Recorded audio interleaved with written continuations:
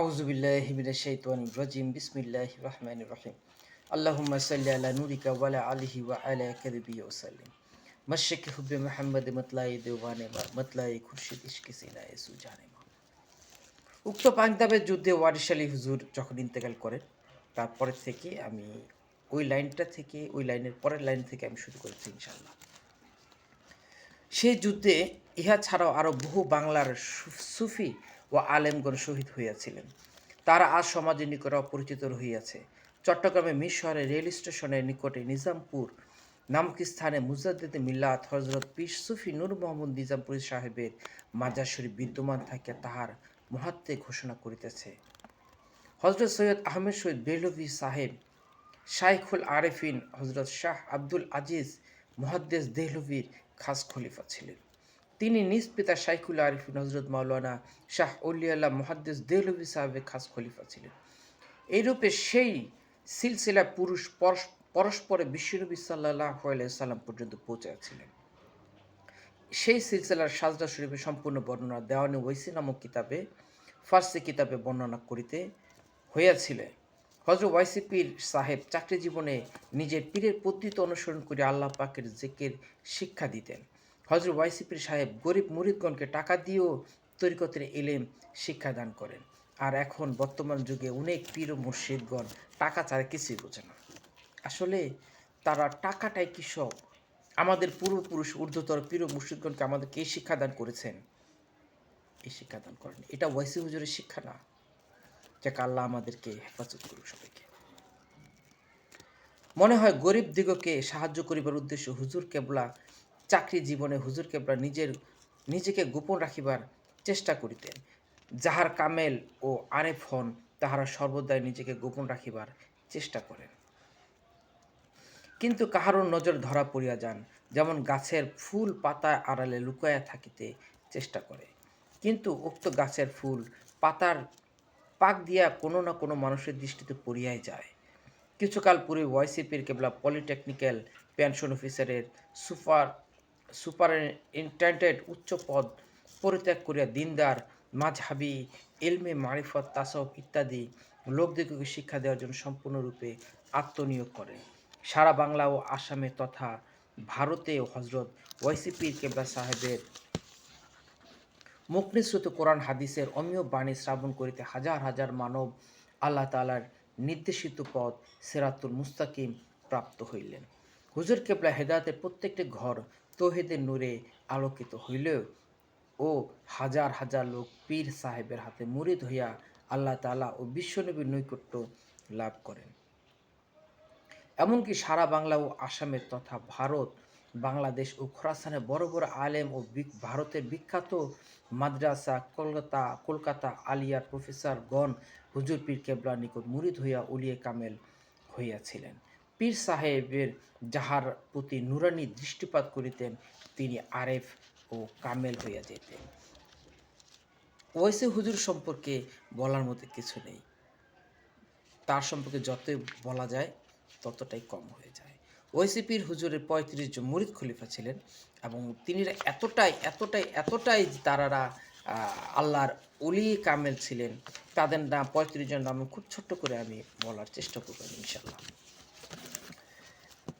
মাওলানা আব্দুল হক সাহেব রহমতুল্লাহি আলাইহি তিনির বাড়ি শীষগ্রাম মুর্শিদাবাদে। দ্বিতীয় জন ছিলেন হজরত আইয়াজউদ্দিন সাহেব রহমতুল্লাহি আলাইহি, তাহার বাড়ি ছিলেন আলিপুরে। সুফি নিয়াজ আহমদ রহমতুল্লাহি আলাইহি তিনি ছিলেন কাংরাপোতা বর্ধমানের। সুফি একরামুল হক সাহেব তিনি বাড়ি ছিলেন পুনাশি মুর্শিদাবাদে। শাহ সুফি মাওলানা মতিউর রহমান সাহেব রহমতুল্লাহি আলাইহি তিনি বাড়ি ছিলেন চট্টগ্রাম। হাফেজ মোহাম্মদ ইব্রাহিম রহমতুল্লাহি আলাইহি তিনি বাড়ি ছিল চট্টগ্রাম। হজরত মাওলানা আব্দুল আজিজ রহমতুল্লাহি আলাইহি তিনি বাড়ি ছিলেন চন্দ্র জাহানারাবাদ হুগলিতে। হজরত মাওলানা আকবর আলী সাহেব রহমতুল্লাহি আলাইহি তিনি বাড়ি ছিলেন বাংলাদেশের সিলেটে। হজরত সৈয়দ আমজাদ আলী শাহ রহমতুল্লাহি আলাইহি তিনি বাড়ি ঢাকা পাউসার দরবার শরীফ। হজরত আহমদ আলী রহমতুল্লাহি আলাইহি সাহেব তিনির বাড়ি হচ্ছে সুরেশ্বর দরবার শরীফ, তিনির বাড়ি হচ্ছে ফরিদপুরে সুরেশ্বরে। হজরত শাহ দিদার বক্স রহমতুল্লাহি আলাই, তিনির বাড়ি পদ্মপুকুর হাওড়া। হজরত বাকাউল্লাহ রহমতুল্লাহি আলাই, তিনির বাড়ি কানপুর, হুগলি ও হাওড়ায়। হজরত মাওলানা মোহাম্মদ শাহ আবু বকর সাহেব রহমতুল্লাহি আলাই, তিনির বাড়ি হচ্ছে ফুরফুরার শরীফ, হুগলিতে।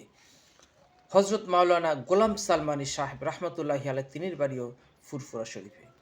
হজরত মাওলানা গনিমতুল্লাহ সাহেব রহমতুল্লাহি, তিনির বাড়িও ফুরফুরায়। হজরত মাওলানা মুন্সি সাদাকাতুল্লাহ সাহেব রহমতুল্লাহি, তিনির বাড়িও ফুরফুরা, হুগলিতে। হজরত মাওলানা শারাফুতুল্লাহ সাহেব রহমতুল্লাহি আলাই, তিনির বাড়িও হুগলিতে, ফুরফুরা শরীফে। হজরত মাওলানা শেখ কোরবান আলী রহমতুল্লাহি আলাই, তার বাড়ি হচ্ছে বানিয়া তালাব, কলকাতায়। শামসুল ওলামা মৌলানা মিরাজ আশরাফ আলী সাহেব, কলকাতায়। হজরত সৈয়দ ওয়াজেদ আলী সাহেব রহমতুল্লাহি আলাই, তিনির বাড়িও বানিয়া তালাব, কলকাতায়। হজরত মাওলানা গুল হোসেন রহমতুল্লাহি আলাই, তিনির বাড়ি খোরাসানে। হজরত মাওলানা আতিউর রহমান সাহেব রহমতুল্লাহি আলাই, তিনির বাড়ি 24 পরগনায়। হজরত মাওলানা মুবিনুল্লাহ রহমতুল্লাহি সাহেব, তিনির বাড়ি রামপাড়া, হুগলিতে। হজরত মাওলানা সৈয়দ জুলফিকার আলী সাহেব রহমতুল্লাহি আলাই, তিনির বাড়ি টিটাগড়, 24 পরগনায়। হজরত মাওলানা আতাই ইলাহি সাহেব রহমতুল্লাহি আলাই, তিনির বাড়ি মঙ্গলকোট, বর্ধমান। হজরত মাওলানা মুন্সি সুলাইমান সাহেব রহমতুল্লাহি আলাই, তাহার বাড়ি বারাসাত, 24 পরগনা। হজরত মাওলানা মৌলবী নসরুদ্দিন সাহেব রহমতুল্লাহি আলাই, তিনির বাড়ি নদিয়া। হজরত মাওলানা আব্দুল কাদির সাহেব রহমতুল্লাহি আলাই, তিনির বাড়ি ফরিদপুর। হজরত মাওলানা কাজী খুদা নওয়াজ সাহেব রহমতুল্লাহি আলাই, তিনির বাড়ি হুগলিতে। হজরত আব্দুল কাদের সাহেব রহমতুল্লাহি, তিনির বাড়ি বৌদ্ধবাটি, হুগলিতে। হজরত কাজী ফাসাতাহুল্লাহ সাহেব রহমতুল্লাহি আলাই, তিনির বাড়ি 24 পরগনা। হজরত মাওলানা শেখ লাল মোহাম্মদ সাহেব রহমতুল্লাহি, তাহার বাড়ি চুটোরা, হুগলিতে। হজরত মাওলানা সৈয়দ আজম হোসেন সাহেব রহমতুল্লাহি আলাই, তাহার বাড়ি মুহাজেরা, মদিনা শরীফে। হজরত মাওলানা সৈয়দ ওবায়দুল্লাহ সাহেব রহমতুল্লাহি আলাই, তিনির বাড়ি শান্তিপুর, নদিয়ায়। হজরত মাওলানা হাফেজ মোহাম্মদ ইব্রাহিম সাহেব রহমতুল্লাহি আলাই, তিনির বাড়ি ফুরফুরা শরীফে, হুগলিতে। ওয়াইসি হুজুরের 35 জন মুরিদ খলিফার মধ্যে বাংলাদেশের মধ্যে যারা আছেন, তাহাদের মধ্যে সুরেশ্বর আহমদ আলী জানসুর সুরেশ্বরী হুজুর পাউসার দরবার শরীফের আছে। মাওলানা আমজাদ আলী শাহ হুজুর, তিনি কদমিয়া তরিকার মহান ইমাম। আরও ফুরফুরা দরবার শরীফ ওয়াজেদ আলী হুজুর। বিশেষ করে আজকে থেকে পরের একটা পর্ব থেকে আমি এটাকে জানাবো, বাংলাদেশের মধ্যে যতগুলো তরিকতপন্থী আছে, কারা কোথা থেকে আসলো, ওয়াইসি হুজুর কোন নিসবতে সিলসিলার মধ্যে এটা আছে। ইনশাল্লাহ ততক্ষণে সবাই ভালো থাকেন, সুস্থ থাকেন, আমার জন্য সব দোয়া করবেন। আসসালামু আলাইকুম রহমতুল্লাহ।